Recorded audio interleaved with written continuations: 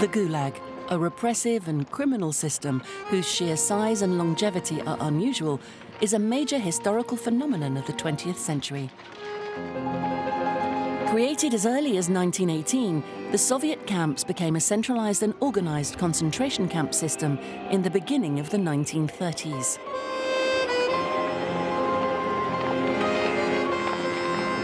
The collectivization of the land sent hundreds of thousands of farmers to the Gulag. Such forced labor was used to build the massive infrastructure of the USSR.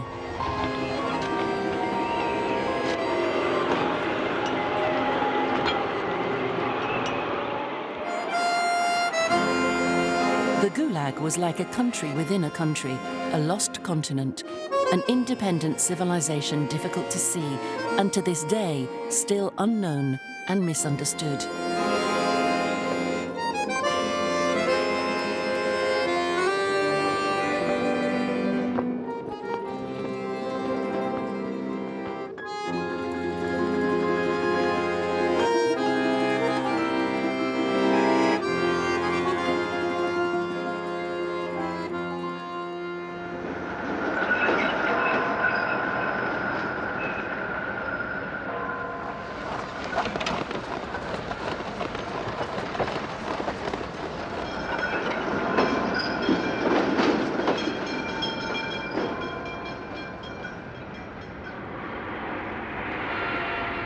On the 26th of January 1934, the delegates of the Communist Party's 17th Congress arrived at the Kremlin. The party's dignitaries arrived by car, like Kirov and Molotov.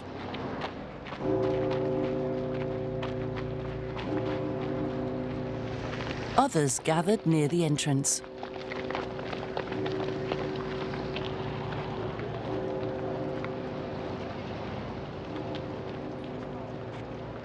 Stalin!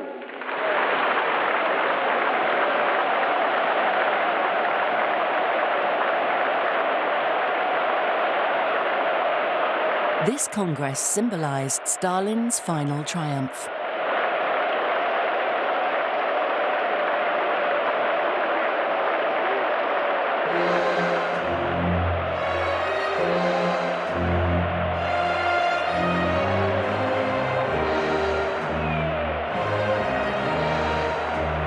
He is on the tribune, surrounded by his personal guard.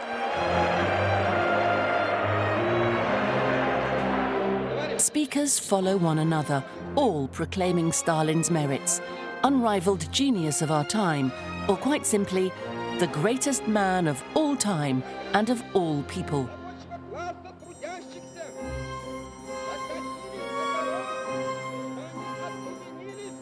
Amid the never-ending flow of praise, no one questioned the decisions of 1929 to 1930. Decisions that led to catastrophic results.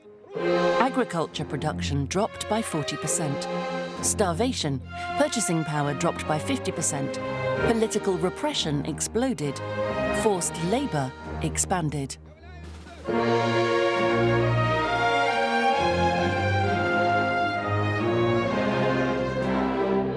Sergei Kirov calls this Congress Congress of the Winners, under the watchful eye of Nikita Khrushchev, who's in charge of the party in Moscow.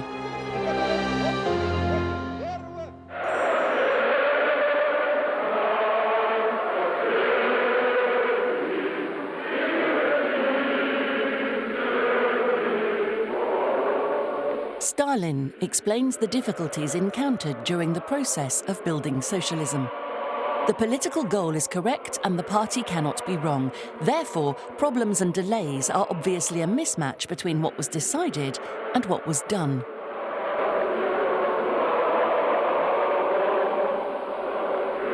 The 5-year plan couldn't be carried out because of sabotage.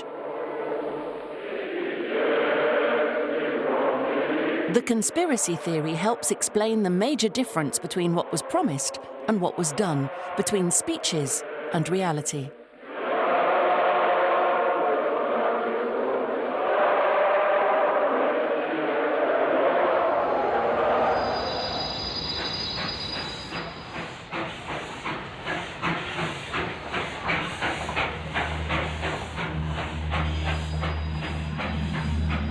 11 months later, on the 1st of December 1934, Sergei Kirov, member of the Politburo and first secretary of the Leningrad Party, is murdered by Leonid Nikolaev, a young communist. Kirov was the lover of Nikolaev's wife.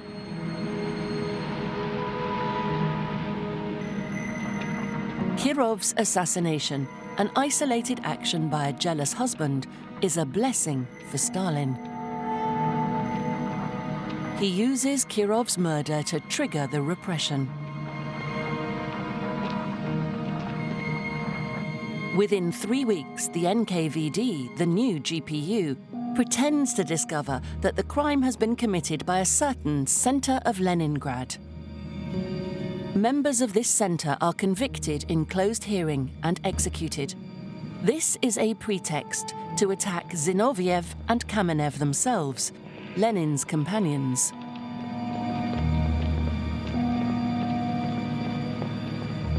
They are arrested and convicted on the basis of ideological connivance with Kirov's assassins. The repressive machinery is getting out of hand.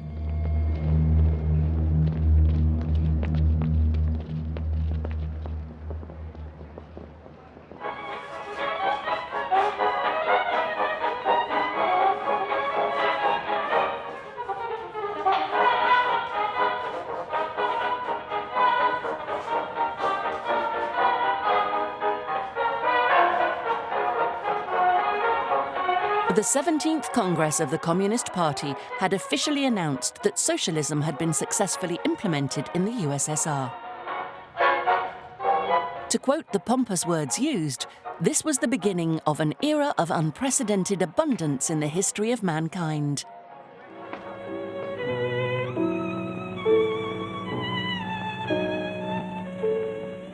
As official propaganda claimed it, life has become better, life has become happier. These words were taken from one of Stalin's speeches and are displayed in all public areas and even on the entrance gates to the labor camps.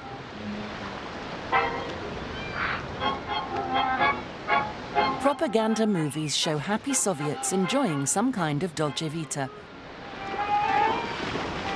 The parties and state's officials are part of a privileged social class called nomenklatura.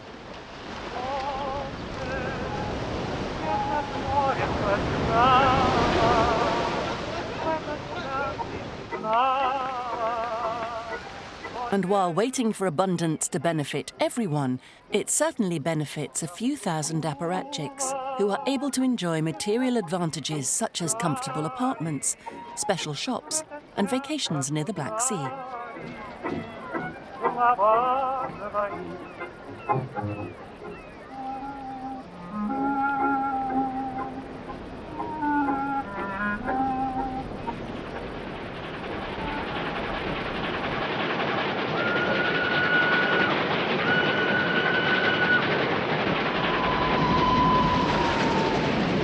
While the nomenklatura is having fun, the number of prisoners of the Gulag crosses for the first time the threshold of 1 million in 1935.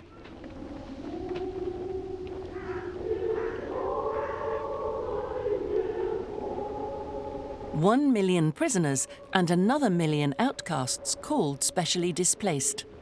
People deported to settlement villages, usually located in the same hostile regions as the Gulag's camps.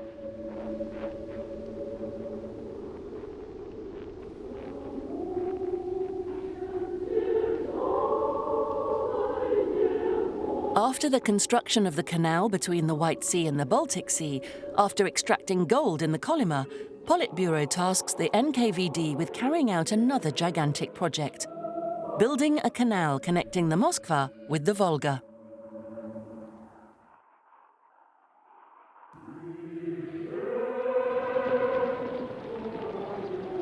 In 1933, as soon as the construction of the canal between the White Sea and the Baltic Sea is completed, part of the BBK's labour is moved to the massive Demytlag construction site, which got its name from the camp in charge of the work on the Moskva-Volga Canal.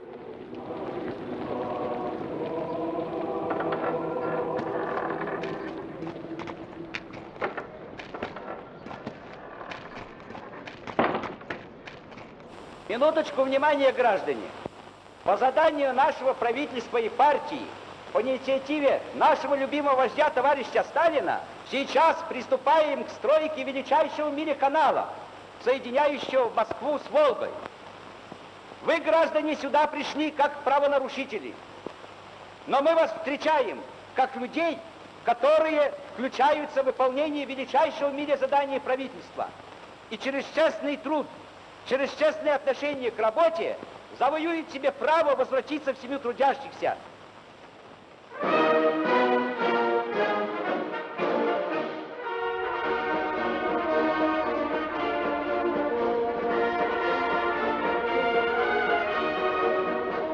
Once more, the regime's propaganda shows how such tremendous work is being carried out to music. Trucks and machines are starting to appear, but despite them, the Zeks continue to dig, to suffer, and to die.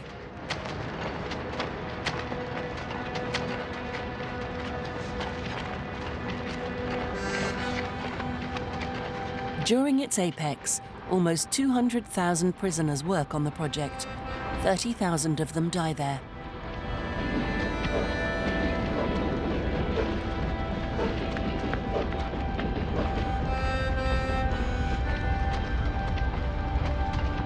In 1936, during the final construction phase of the canal, which must be ready by October 1937 for the 20th anniversary of the revolution, the workday is extended to 12 or even 14 hours.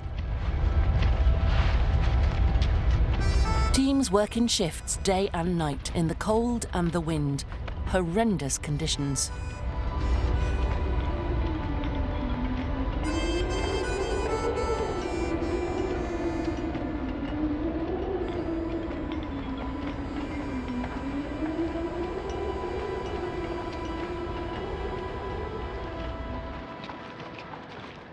Stalin himself pays a visit to the site.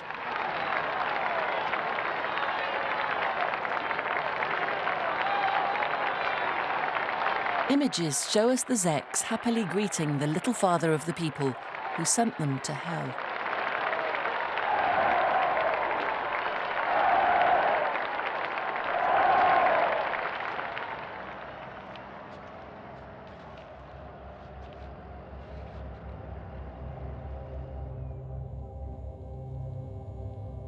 Yet another huge construction is launched, using the forced labor of the Gulag, the track for a second Trans-Siberian called BAM, Baikalo-Amurskaya Magistral.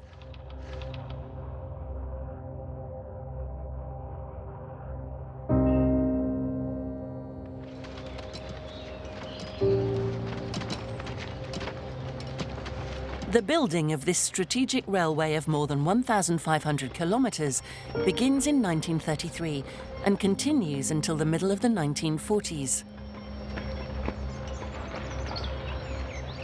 At the end of the 1930s, almost 200,000 prisoners toil on the site, and 10,000 of them die there, one death every 150 meters.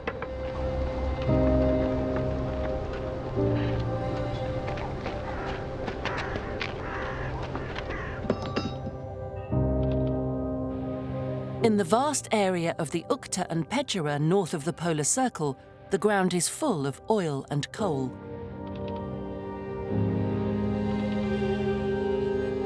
In the beginning of the 1930s, the Gulag slaves are sent in mass there to exploit a region infested with mosquitoes.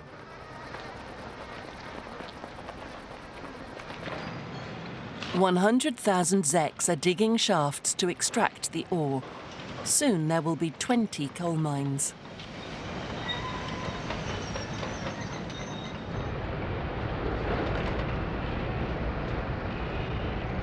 In winter, the temperatures drop to minus 60 degrees centigrade. The night lasts 3 months. Here, in this frozen catacomb, the prisoners will create from nothing the town of Vorkuta, which will become the capital of one of the greatest coal areas in the USSR.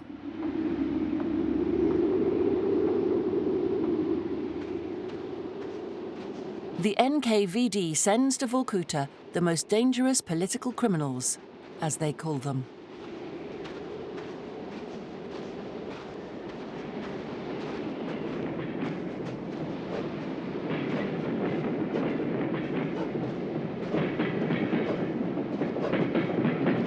The construction of a railway, blocked during most of the year by snow and ice, starts in 1936.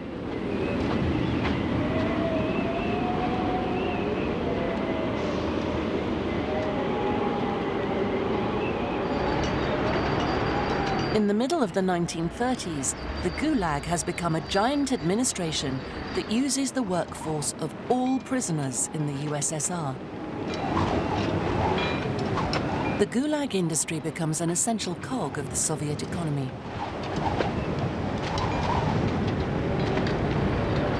The camp's locations coincide with a number of major projects.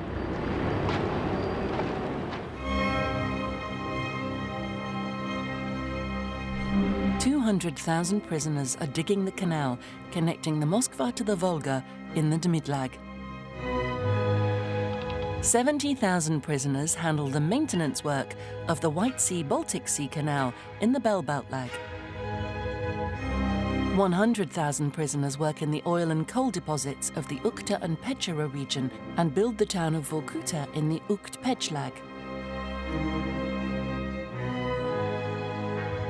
30,000 prisoners are extracting resources from the virgin lands of Kazakhstan in the Karlag.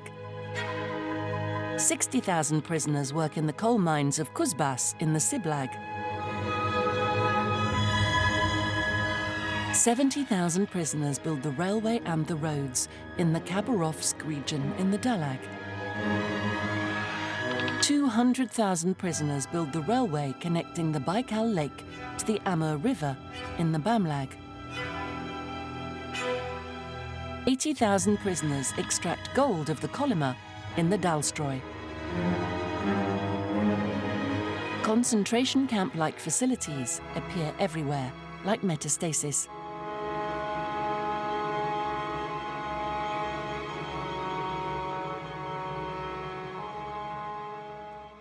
Троцкисты и бухаринцы, товарищи судьи, этот право-троцкистский так называемый блок, верхушка которого фигурирует сейчас здесь на скамье подсудимых, это не политическая партия, это не политическое течение, это банда уголовных преступников. И не просто уголовных преступников, а преступников, продавшихся вражеским разведкам, преступников, которые даже уголовники третируют как самых падших, самых последних, самых презренных, самых растленных из растленных. During the three made-up Moscow trials in August 1936, January 1937 and March 1938, the highest figures of the old Leninist Guard suffer torture and publicly confess so-called crimes of treason, sabotage and terrorism.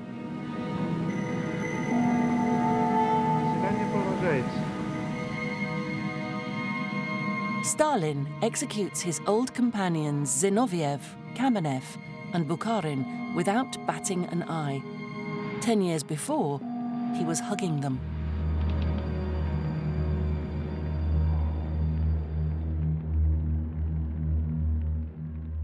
Товарищи, троцкисты-зиновьевцы, которые являются прямыми врагами рабочего класса трудящихся, докатились до того, что они объединились с фашистами, объединились со всей нечистью, которая злобствует против первого советского государства, где господствует труд, где господствует рабочий класс вместе со всем трудовым народом нашего Советского Союза.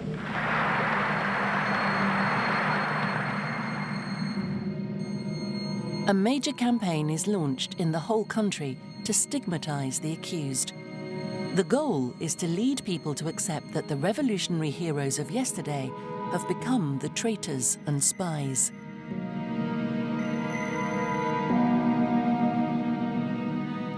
Я думаю, товарищи, что выражу мнение всех здесь присутствующих и мнение всего пролетариата нашей страны, если скажу, что нужно этих гадов расстрелять. Никакой пощады врагам!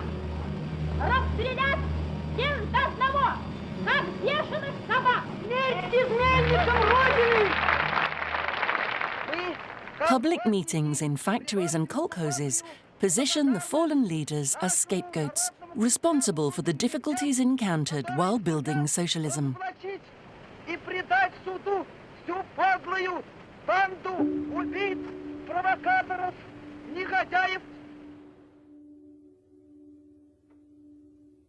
The Moscow trials reflect the Great Terror. They attract attention from all over the world while hiding the purge happening in the prisons and inside the NKVD's office. The execution of the old Bolsheviks masks the sheer size of the repression that strikes the everyday man. Indeed, within a couple of months, 120,000 communist officials are arrested and convicted. Half of them receive the death penalty. Alexander Prokhorov was an engineer and a member of the Communist Party. He was arrested in 1937.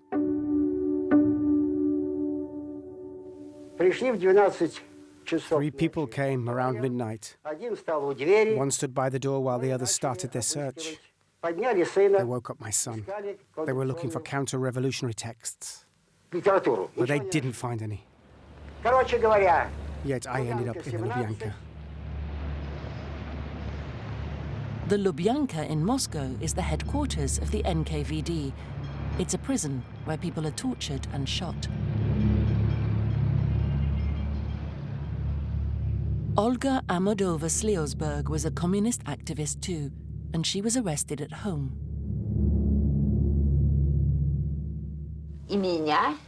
We were arrested on the basis of having joined the plot to kill Kaganovich. I'd never even seen Kaganovich.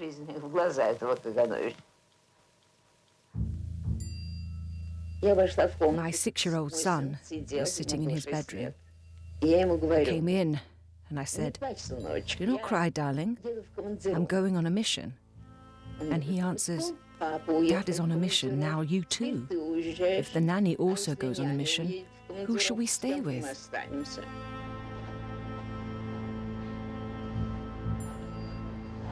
On Stalin's direct order, family members of the fallen communist leaders are tracked down and arrested, especially their wives.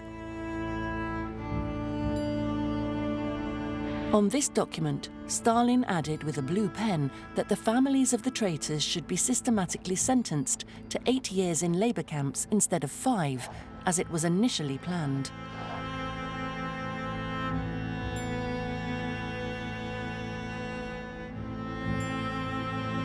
And while members of the party are purged, the same thing happens to thousands of NKVD leaders, such as Mikhail Polyachek's father.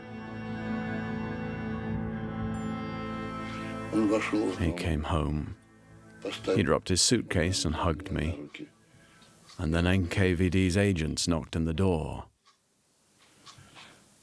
We didn't know what was going on. Later on, we were told that he'd been sentenced to 10 years without mail rights. Without mail right means execution.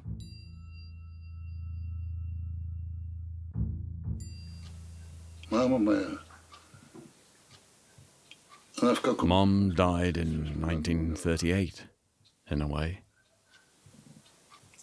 Everything inside her disappeared. The shock was so strong. She was still a young woman. She was 38. But she died inside. The Gulag's camp leaders also faced the purge. Among many others, there's Eduard Berdzin, the man with the Rolls-Royce, who had led the camp in the Kolyma. He is shot in the basement of the Lubyanka.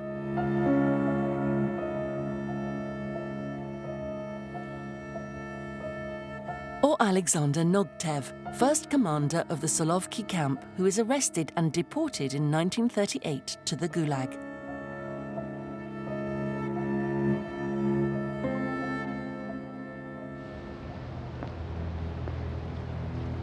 Then comes the turn of the army.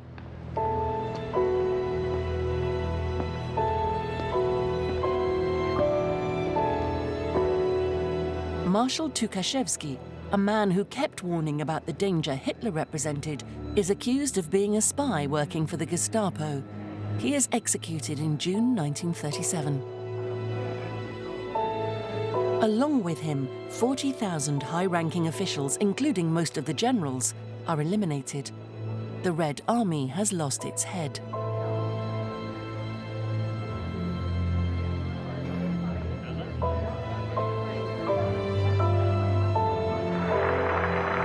The goal of the purge of political, economic, military and police-related elites is to replace leaders of the Leninist revolution period by a younger generation, more obedient and that can more easily be manipulated politically and ideologically. A generation shaped by the Stalin spirit, and thus a new collection of leaders arises, whose amazing careers are owed to Stalin the guide, a person they will be completely devoted to. The revolution is eating up those who created it. The purge of the communist officials is impressive, yet mass executions reach much further than the communists. They are but 1/10 of the victims.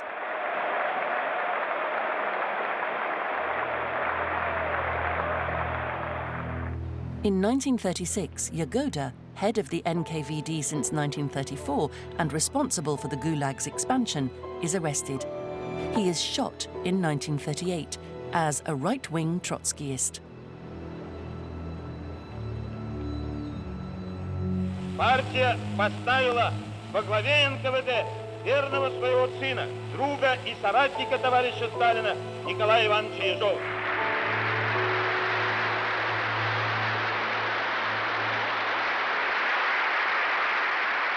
Yezhov received the nickname of Bloodthirsty Midget.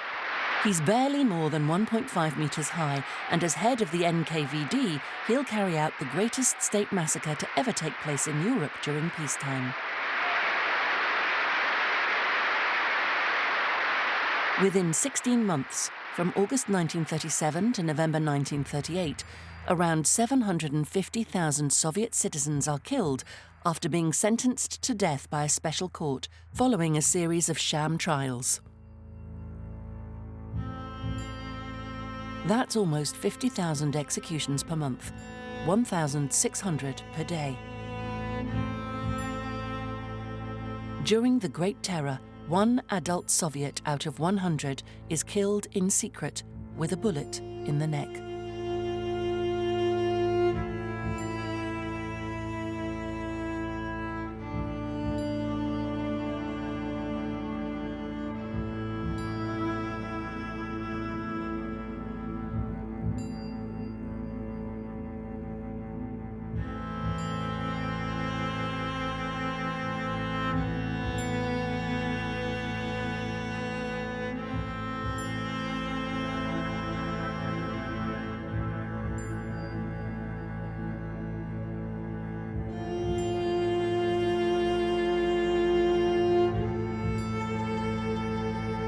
One example among hundreds of thousands of others, Gavril Bogdanov.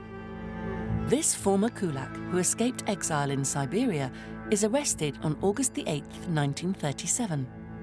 Photographed on the 12th, accused with encouraging counter-revolutionary actions, interrogated on the 15th of August, sentenced to death on the 19th, and shot on the 20th, as can be seen on the execution order.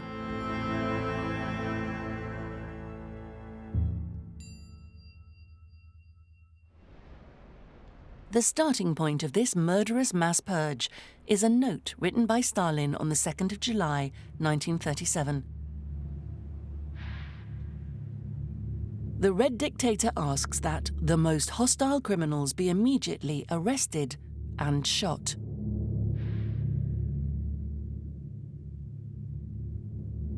In order to carry out the order, Nikolai Yezhov publishes on the 30th of July 1937 the NKVD Operational Order Number 00447, sent to all regional NKVD leaders. This incredible document, the cause behind the death of hundreds of thousands of people, stipulates that home security agencies have the mission to eradicate in the most ferocious manner all anti-Soviet elements, and to end once and for all the threat represented by those who undermine the very foundations of the Soviet state. Suspects are divided into two categories. The first one means execution. The second means the Gulag for 10 years. Order 00447 then goes on to list quotas of people to arrest per region. In the first column are the executions to perform. In the second, people to send to the Gulag.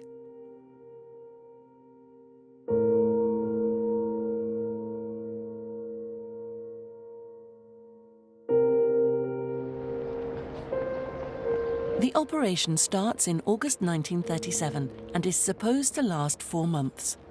It'll last 15 instead.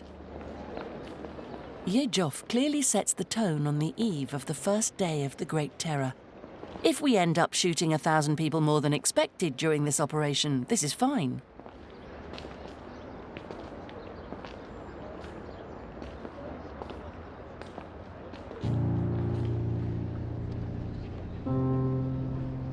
The operations are secret, planned and centralized, and decided at the highest level within the party by Stalin and Yezhov, along with Stalin's closest allies, Molotov, Kaganovich, Voroshilov, Mikoyan.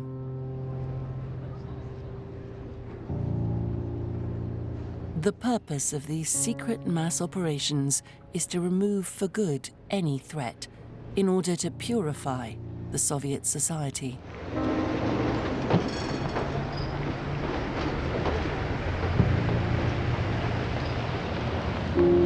Terror becomes part of everyday life. Soviet citizens are paralyzed and live in the fear of being arrested.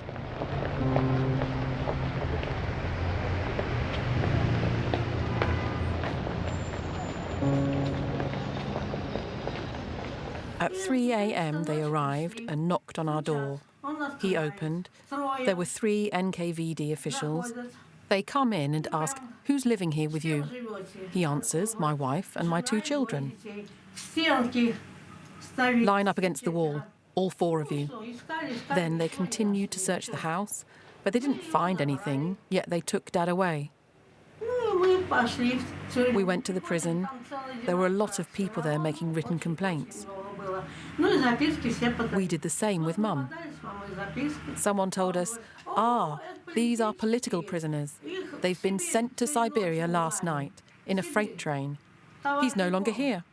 You won't hear from him for the next 20 years. You won't have access to mail.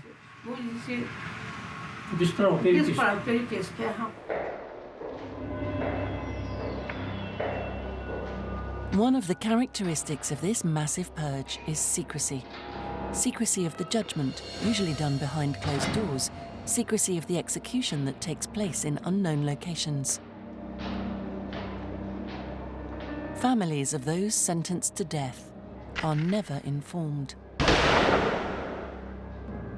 They just kept tormenting them there. When my father ended up there, and they started to interrogate him, he refused to sign the deposition. He was a lightweight boxer, and he could lift a man by the throat and hold him against a wall.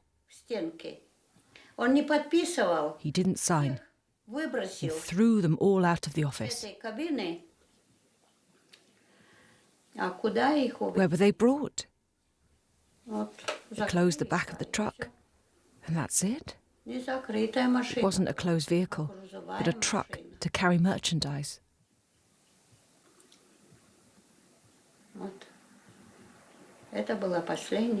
That's the last time I saw my father. How can you forget? It haunts you forever.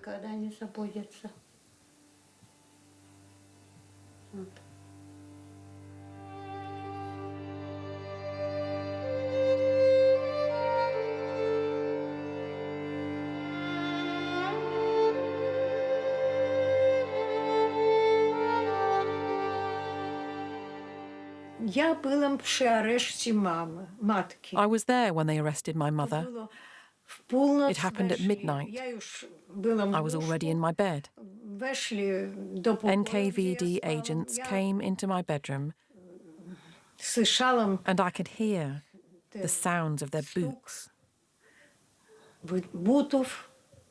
My mother kissed me before leaving, but I remained silent, huddled up and afraid. My fear was both mental and physical, and I didn't move.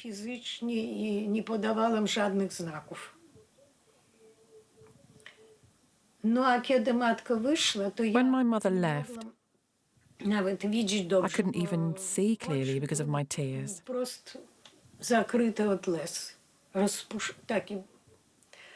I don't know in what circumstances they arrested my father, but I never saw my parents again.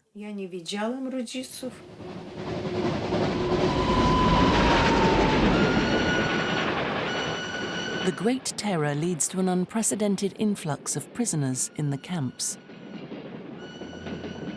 Within 2 years, almost 1.5 million people, the ones from Category 2 who escaped execution by Yezhov's minions, are sent to the Gulag.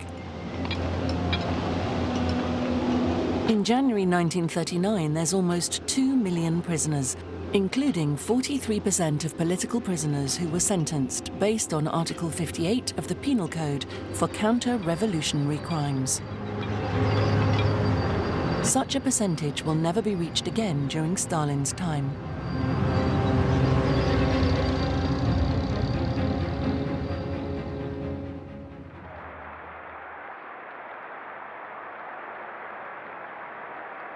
The Great Terror ends suddenly on November the 17th, 1938, following a decision by Stalin. Executions are stopped, and Yezhov is held responsible. He resigns from all his functions. In 1940, the bloodthirsty midget turned alcoholic is executed. "Tell Stalin that I'll die with his name on my lips," are his last words before being shot.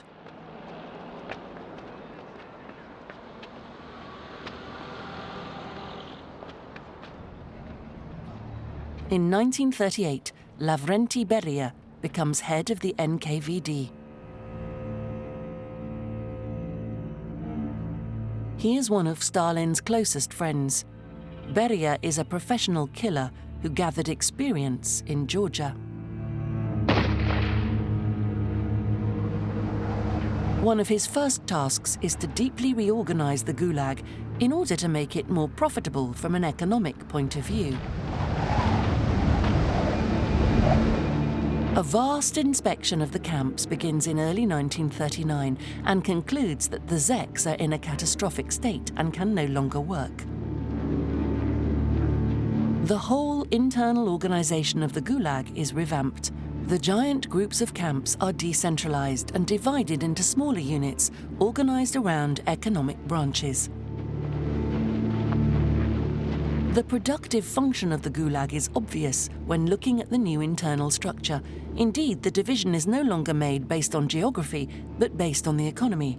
Direction of hydroelectrical constructions, direction of railway constructions, direction of non-ferrous metals, etc. As the war draws closer, the government sends more and more strategic orders to the NKVD. The prisoners are to build or renovate more than 200 military airports.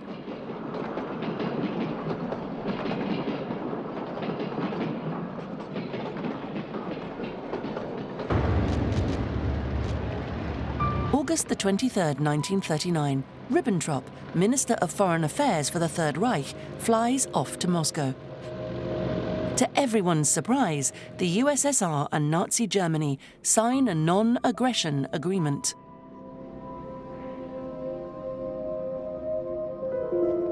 One clause of the secret protocol added to the agreement plans for the division of Poland.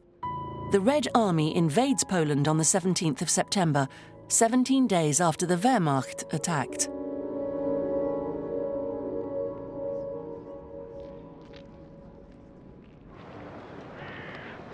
Soon, the Nazi officers and the Soviets are splitting the country between themselves. As soon as they reach the Polish territory under the control of the Red Army, the NKVD gets to work.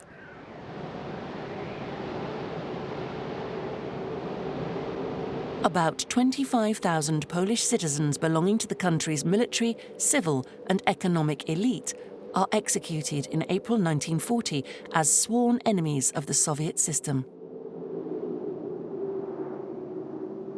Thousands of officers are executed with a bullet through their neck and buried in mass graves in Katyn and elsewhere.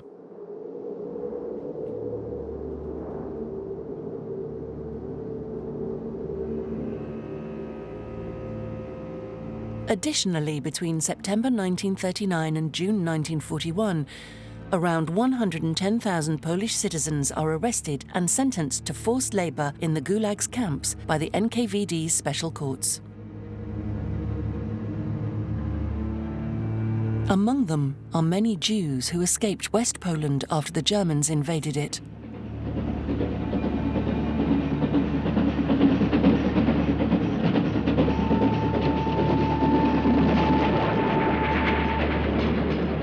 Then, within 18 months, about 320,000 Polish citizens are deported to the settlement villages bordering the Gulag's camps in the north of Russia, in Siberia and in Kazakhstan.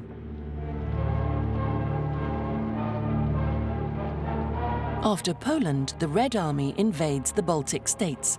Estonia, Lithuania and Latvia are being converted to the Soviet way of life. And here too, the NKVD is working, controlling the population. While the political police organizes spontaneous parades, it also supervises arrests and deportations in the shadows. Joanna Moraikini's father is arrested at home. I came into our bedroom. My sister is screaming and crying while my mother is sitting on a chair, her gaze drifting away. I ask right away, "What happened?" And my sister answers, "They took Dad. They arrested Dad."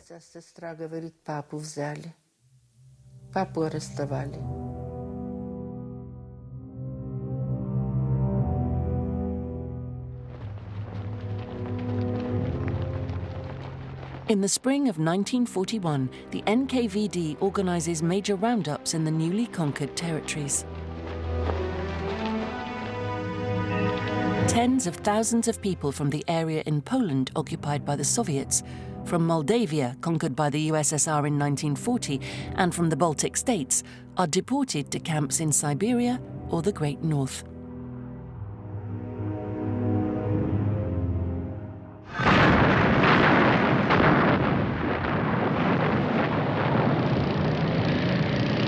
On June the 22nd, 1941, the Wehrmacht attacks the USSR.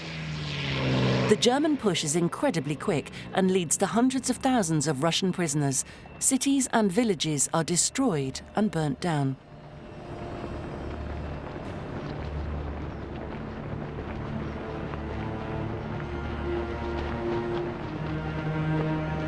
The German advance during the first couple of months of the war forces the NKVD to evacuate its prisons and camps located in the western part of the USSR. From July to December 1941, more than 700,000 prisoners are transferred to the east. Means of transportation are lacking, since most of them are needed for the war, and many prisoners are evacuated on foot, having to walk several hundreds of kilometers. These evacuations often turn into death marches amid complete chaos.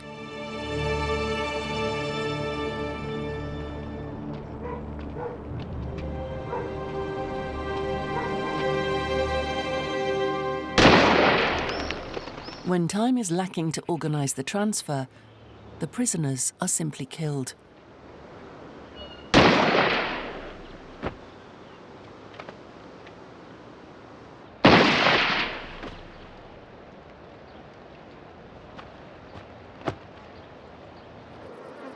In Lvov alone, 7,000 inmates are shot. When the Nazis reach the place, they unearth the bodies and use them for their propaganda.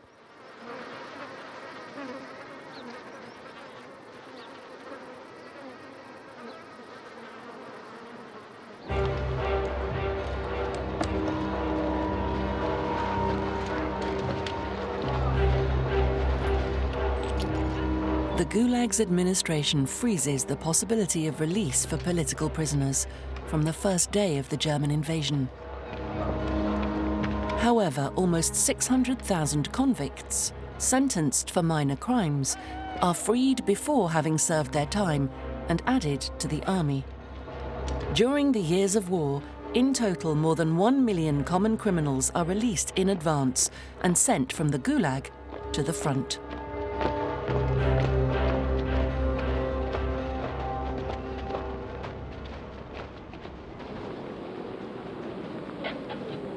In the Gulag's camps, life conditions drastically deteriorate. The evacuation to the east of hundreds of thousands of prisoners worsens the overpopulation problem in the camps. The standard level of calories in 1942 had dropped by 60% compared to what it was before the war. The prisoners face foul conditions and starvation. During winter 1941 to 1942, 25% of the Gulag population starves to death.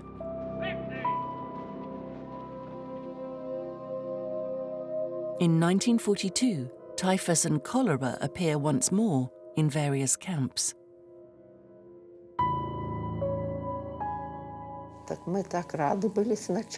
In the beginning, we were so happy to be finally free from such tough work. But then we started to have fever and hallucinations. Some women were delirious and agitated. They were taken away, but we didn't know where. They never came back, but we made it. We weren't given anything. No medicine, nothing. We just survived.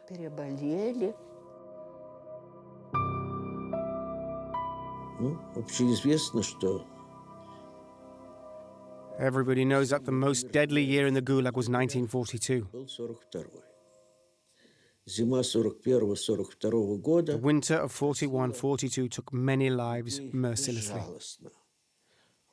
People died of hunger, cold, and exhaustion.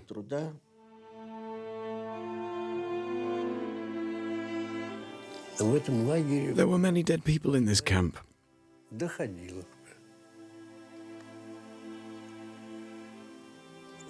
This was the only camp where you truly saw corpses.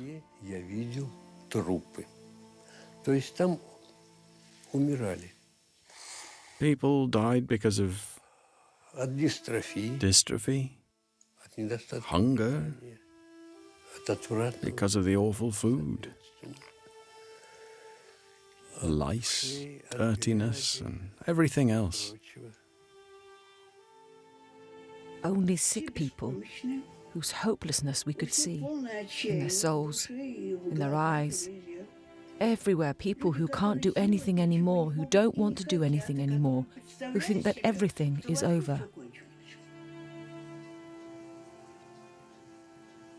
A huge mortality rate. You climb down off your bedstead and you shout to the woman in charge, "Hey, there are 2 more who don't move here." "Fine, we'll take them away. All right."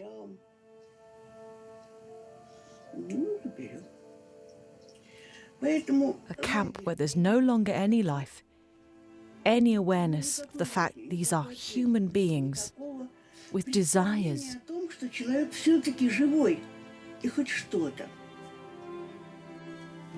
Then they were piled up. They were unrecognizable. They were no longer people, not monkeys either, just hairy and dirty beings. Nothing but skin and bones and tatters. It was impossible to tell if these were human beings or God knows what. We piled up the bodies like wood. Each corpse had a small wooden board attached to its leg that listed the name, birth date, reason for conviction, and punishment.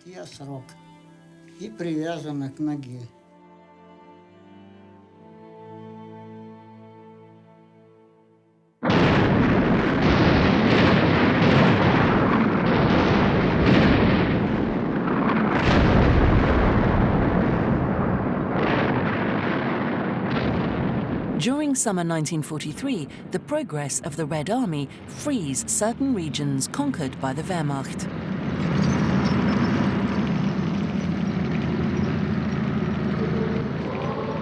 The Soviet soldiers are happily welcomed by populations who suffered from the German occupation. But the NKVD resumes its arrests right away.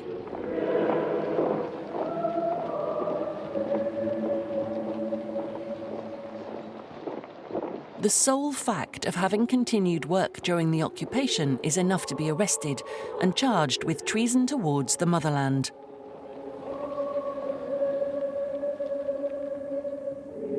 Elena Markova's father was shot, and she was arrested in 1943 when she was 20. Because I worked as an interpreter at the Labour Council, something I never hid, I always said that I worked there, I was sentenced to 15 years in the penal colony.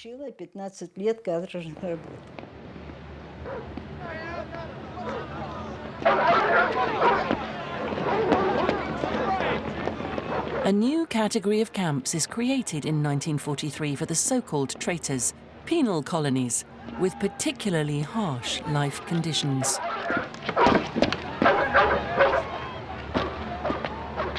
In 1944 to 1945, the number of prisoners rises sharply as the Red Army moves towards the west.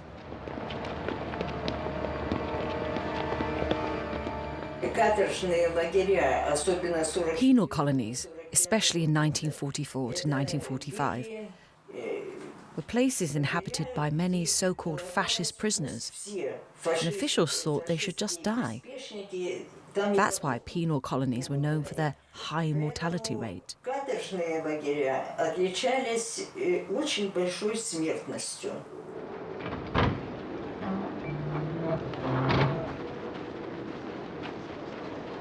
In the end, almost 4 million war prisoners, most of them German, are captured and forced to work to rebuild the USSR in camps managed by the NKVD.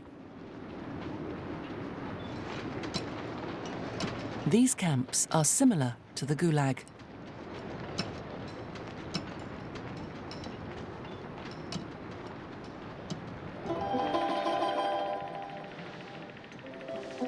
Propaganda films shot in 1944 show a camp in Kazakhstan where German prisoners are treated with respect.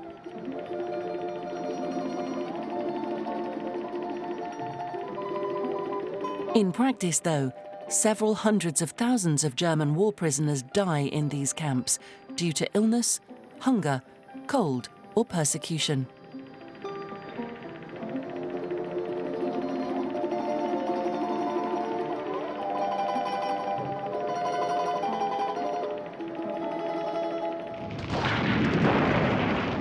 In April 1945, the Red Army takes over Berlin. The end of the war could mark the beginning of better tomorrows for the Soviets.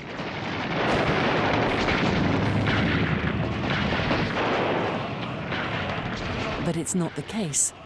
The Gulag archipelago continues its unstoppable propagation.